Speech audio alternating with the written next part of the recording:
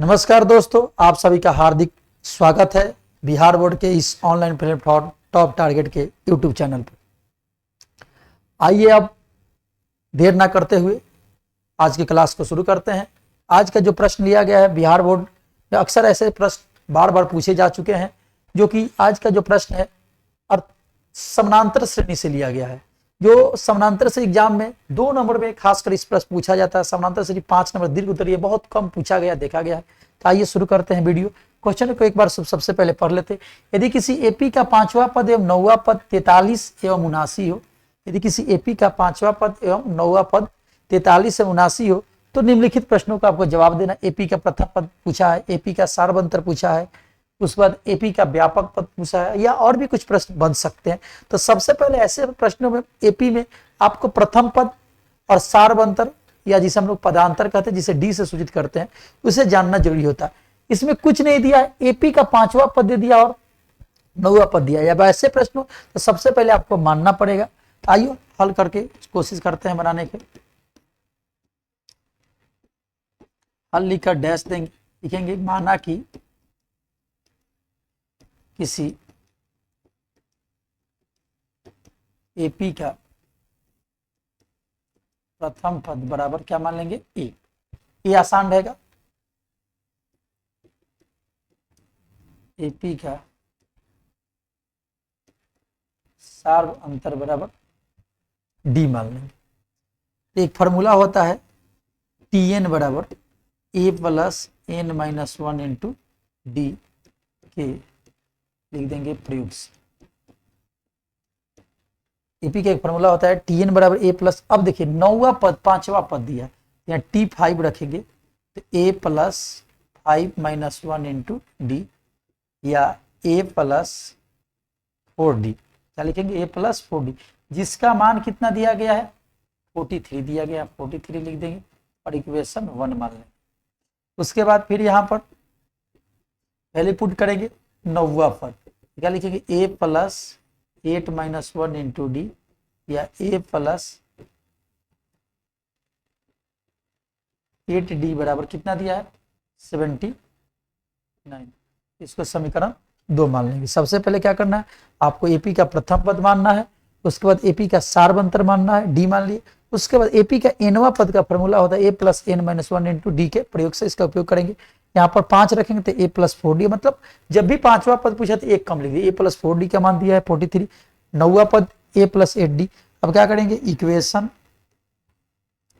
1 minus equation 2 से, मतलब घटाएंगे तो यहाँ लिखेंगे ए प्लस 4डी बराबर 43, ए प्लस 8डी बराबर 79।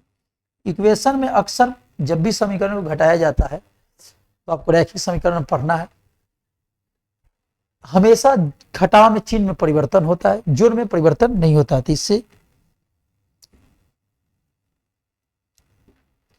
हम इसको क्या करेंगे, काट देंगे। अब 4 में से 8 घटाएंगे तो माइनस 4डी, और 9 में से 3 या 6 हो जाएगा, और यहाँ कितना बच गया, 9 में से 3 गया 6, और 7 में से 4 गया 3। अब ये क्यों होगा, निगेटिव में होगा, क्यों, क्योंकि ये बड़ा का चिन्ह माइनस है। अब डी का मान निकालेंगे, डी बराबर माइनस 63 बटा माइनस 4, इसको काटेंगे तो 9 आएगा, मतलब आपका डी का मान 9 आ गया। अब इक्वेशन समीकरण 1 में डी का मान रखने पर, समीकरण 1 में डी का मान रखने पर, तो डी का मान आपका 9 आया है। तो समीकरण 1 यहाँ पर है ए प्लस 4 गुना 9 बराबर 43, ए बराबर हो जाएगा 43 और माइनस 36 बराबर 7। इसलिए ए का मान आ गया आपका 7 और डी का मान आ गया 9। ए का मान 7 आ गया और डी का मान 9 आ गया। अगर जांचना हो तो जांच सकते हैं कि एक्चुअली में ए और डी का मान सही आया है कि नहीं। तो जांचना होगा, देखिए कैसे जा सकते हैं। जैसे आपसे पूछा था 5वां पद, तो पांचवा पद का फॉर्मूला क्या होता है, a+4d। ए का मान कितना है 7 और 4 गुना 9, तो 7 + 36 हो जाएगा, ये 43 हो गया। जो कि अगर पांचवा पद 43 नहीं आता है तो अब समझे कि कहीं ना कहीं कैलकुलेशन में हमने क्या किया है, गलत किया है। अब इसलिए पहला सवाल का जवाब हमें देना है एपी का प्रथम पद कितना आ गया 7। दूसरा प्रश्न था आपका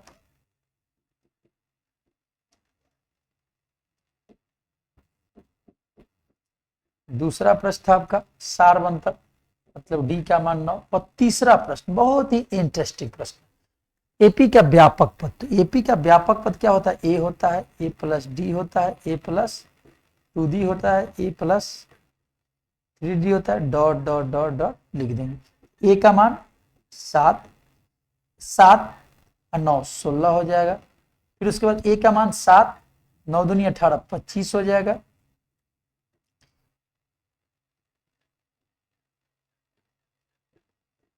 ए का मान 7, 9 से 63, सॉरी 9 के पारा 3 में पड़े 27 और 7 34 हो जाएगा। यानी देख सकते हैं, और इसके बाद डैश डैश हम लिख देंगे। यानी 7 के बाद 9 बढ़ा, फिर 9 के बाद 16 के बाद 9 बढ़ा, फिर 9 बढ़ा। यानी आपसे 3 प्रश्न पूछा गया था, एपी का प्रथम पद, सारवंत और व्यापक पद। तीनों प्रश्न का जवाब आप मिल गया होगा आपको। और आपको वीडियो अच्छा लगा हो तो इस वीडियो को ज़्यादा से ज़्यादा शेयर करें, चैनल को सब्सक्राइब करें, और ऐसे ही वीडियो देखने के लिए आप हमसे जुड़े रहें। मिलते हैं एक नए वीडियो में नए जोश उमंग के साथ। तब तक के लिए आज भी वीडियो में इतना ही। जय हिंद, जय भारत।